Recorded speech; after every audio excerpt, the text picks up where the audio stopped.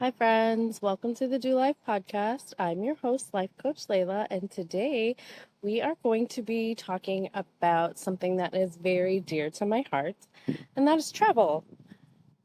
And I know, you're like, I don't need a lesson on travel from Layla. But here's the thing.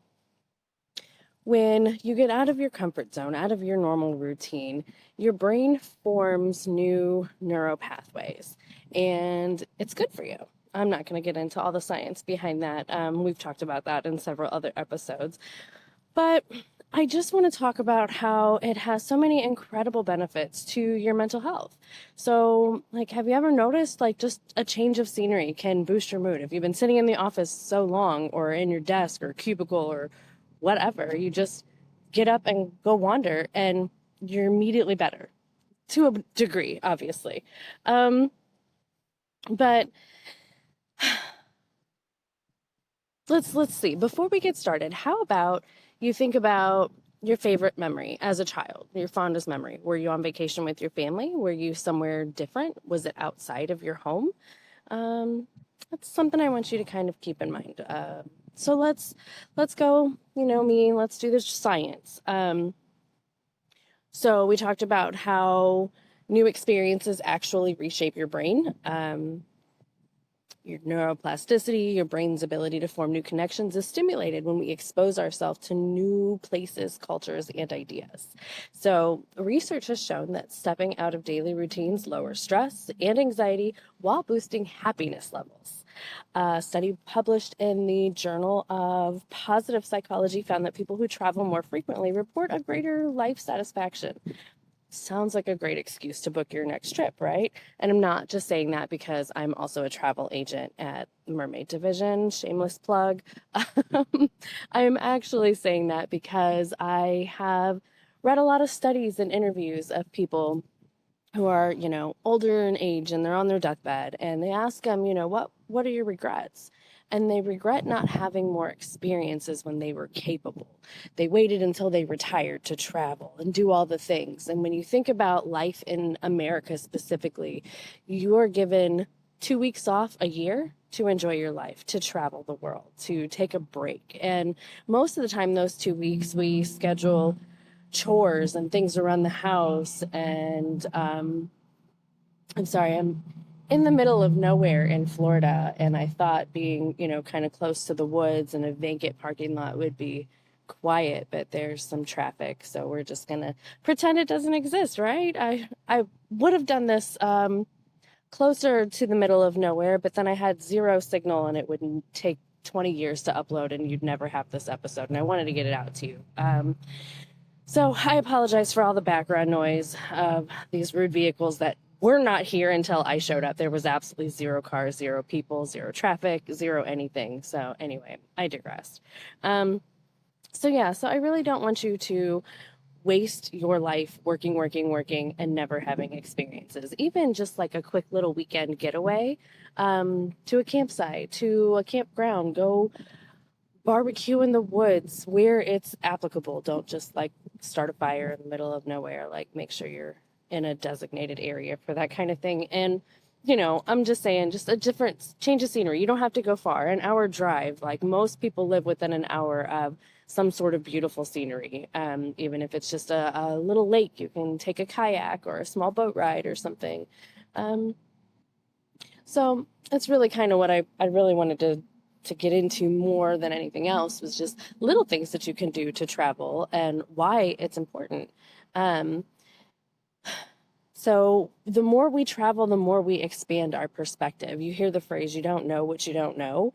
And the more you travel, the more you learn, the more you understand different cultures, different areas, different ways of life, different reasons for being. And um, you get to see life through different cultural lenses, challenges, and different beliefs, and it opens our mind.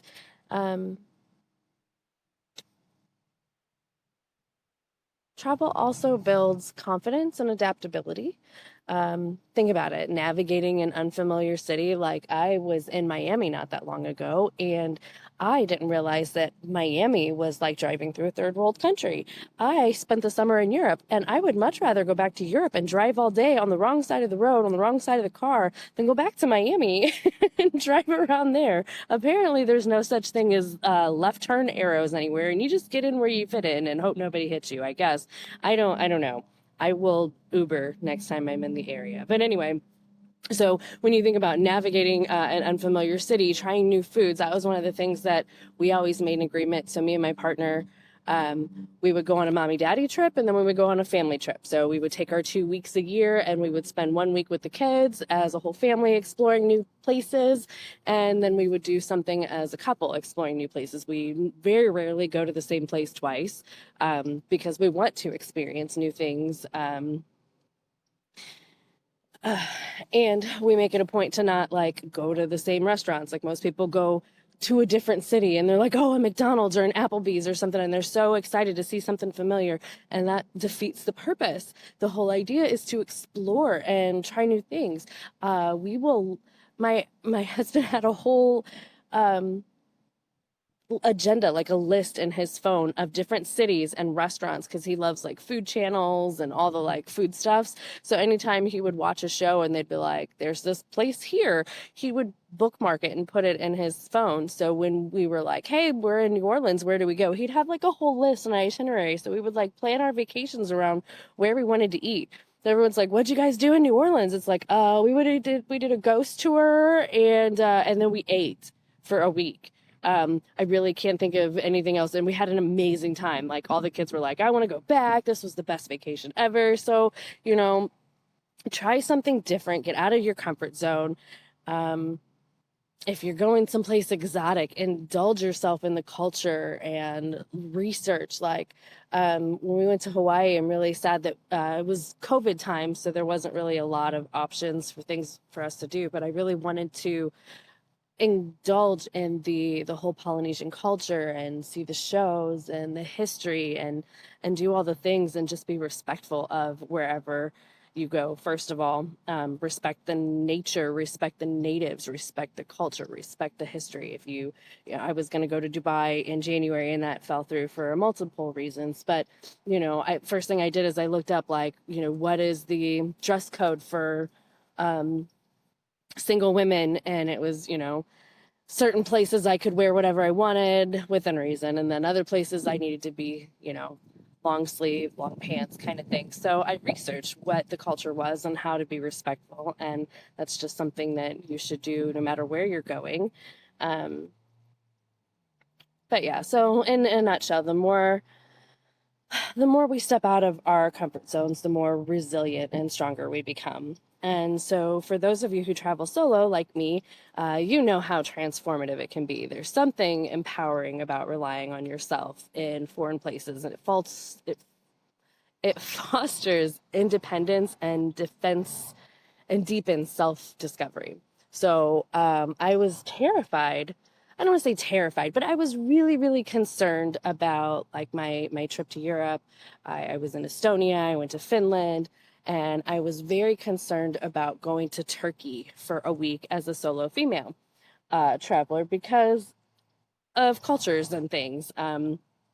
My family's in Saudi Arabia, and my mom kind of scared me about going there when I was younger because all the rules and laws and things about women. So, Turkey's very close and not too far off culture-wise, anyway. So I did my research and I looked into it, and I was very nervous. And, even in the airport waiting for my connecting flight to get to Istanbul, there was an altercation between a man and a woman, and he slapped the absolute daylight out of her. And I mean, she was mouthing off to him. I'm not gonna, I don't know. It was weird because, like me, I wanted to be like, rah, rah, rah, save her. And then I just kind of looked around and everybody acted like they didn't see it. And then I was like, oh, I don't want to get arrested. She just got slapped. Who knows what could happen to me? And be legit. So that was like the really like the worst part of it. But everywhere when I was there was amazing. And I was there with friends. So it's not like I just went by myself. I went by myself to meet up with other people, but we all stayed together. We all had a great time. A couple of us ventured out on our own and did things, and there was nothing to be afraid of. And most of the fear was in my brain. And I say that to say, a lot of the times that we're afraid of something, we're afraid of made up scenarios in our brain that we made up. Um, and the likelihood of them really being true is pretty slim most of the time. I was a very fearful child, and I used to think of all the things that could happen and how I would escape, and I wanted to be prepared. And while that's a great feature to have in your brain, is Jesus, is to be mindful and ready for, whatever could happen. It's also not great to be afraid of everything, too. So there's a big difference between being prepared for things and being afraid. And so just wanted to reiterate that getting out of your comfort zone and forcing yourself to do the hard things, it's okay to have a little bit of fear, but don't let that fear completely engulf you. If anything, use that fear to empower you to make the right decisions. Again, I use my fear of being afraid of going to Turkey as a solo female traveler to motivate me to research and figure out, what exactly is it like. I did a lot of in-depth, like, okay, what do I need to know? What rules do I need to follow? And if I didn't have any bit of fear, I wouldn't have done that. So um, I'm in the middle of Florida because I was at an event for van lifers. This is so weird to say. Is an event called Peace, Love, and Vans. And it's where a bunch of nomads who live in their vans and campers get together and just they celebrate each other, because being a solo traveler, if you're living that nomadic lifestyle, can get kind of lonely. So meeting up with other people was amazing. I'm contemplating selling my 3,300 square foot home and getting a van because I do love to travel. I do love us being a solo traveler. I love going to all the places, and um,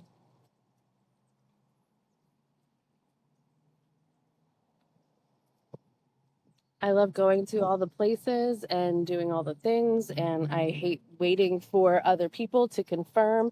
I've tried to plan multiple trips with other people, and it's just so hectic and chaotic, and it got so frustrating because, oh, these people are coming, and now they're not coming, and they paid, and now they're not coming, and now they want their money back, and everybody else has already paid their portion based on X number of people, and now X number, and it's just, I'm not dealing with all that. Like, if you want to come, you can come. If not, you don't. Like, I'm done.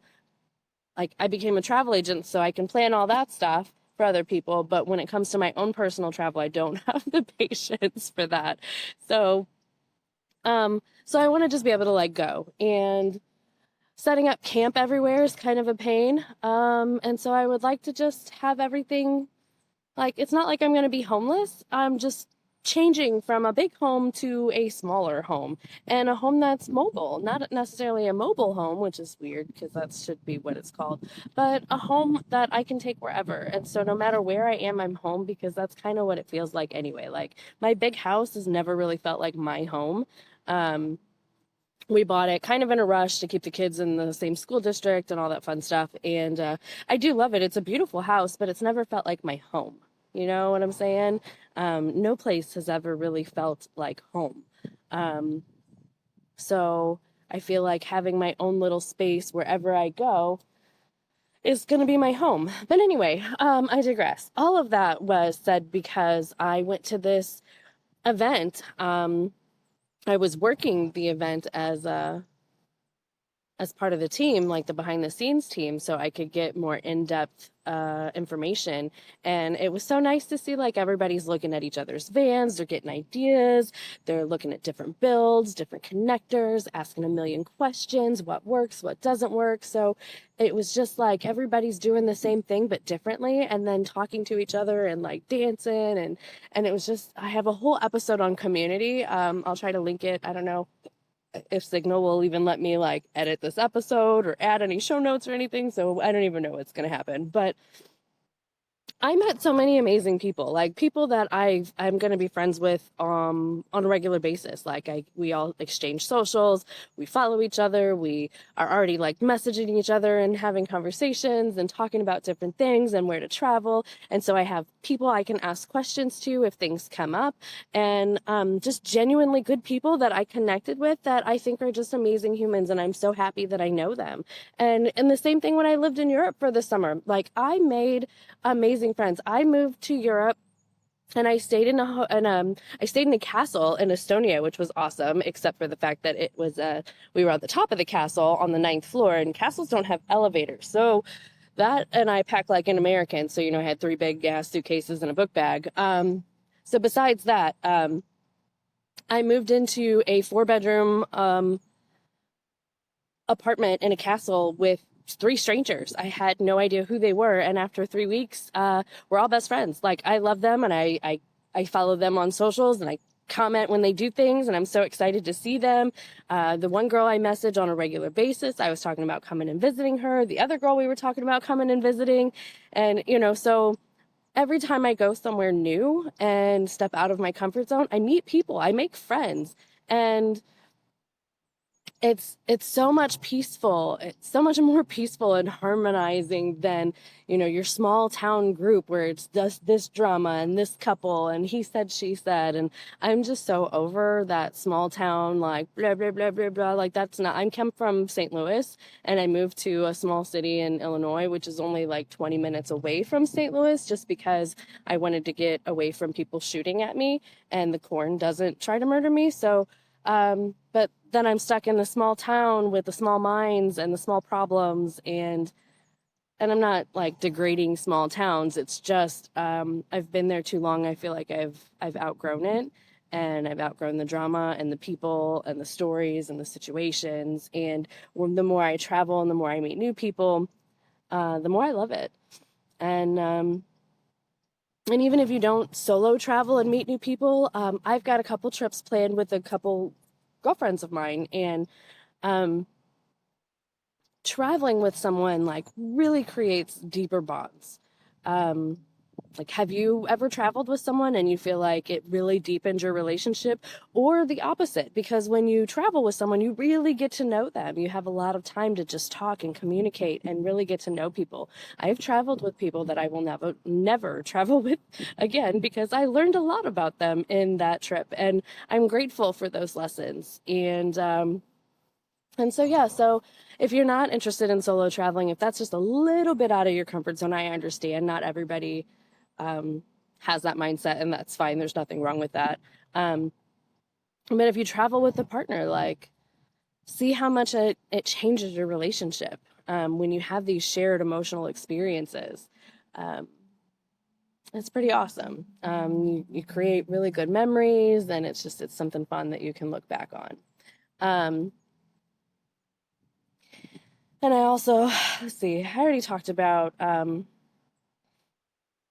like immersing yourself in culture and different things, but when you're traveling in nature, like hiking or camping or beach resorts or site or retreats or things like that, those can have like deep, powerful emotional healing effects. And believe it or not, travel can also boost productivity.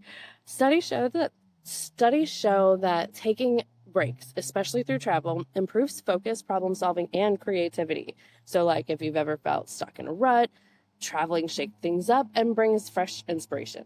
Many successful entrepreneurs and creatives credit travel as their key to innovative thinking.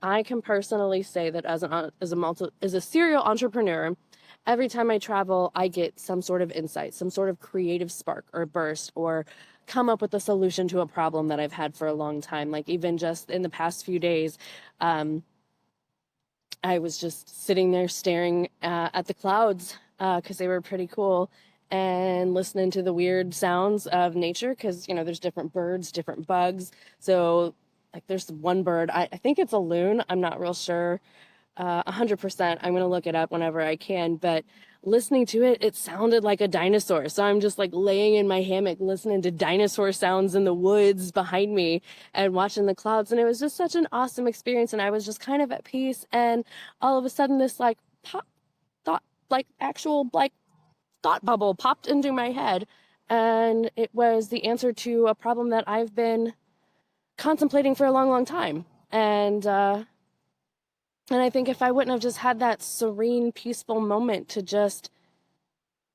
be present and be mindful of where I was and what I was doing and grateful and happy for that situation and just enjoying the life and the nature, that I would have still been trying to force the answer in my brain, if that makes sense. Um, and let's not forget about burnout. I don't know if I already posted the episode on burnout, but there is definitely a whole episode on burnout and how to avoid it and recover from it. But stepping away from work for a trip can help reset your body, your mind, and it leads to a better work-life balance. And as a travel agent, I do more than just book your vacation. I curate an atmosphere. I orchestrate adventures. So I have friends that are traveling to Japan and they gave me a list of the things that they want to do.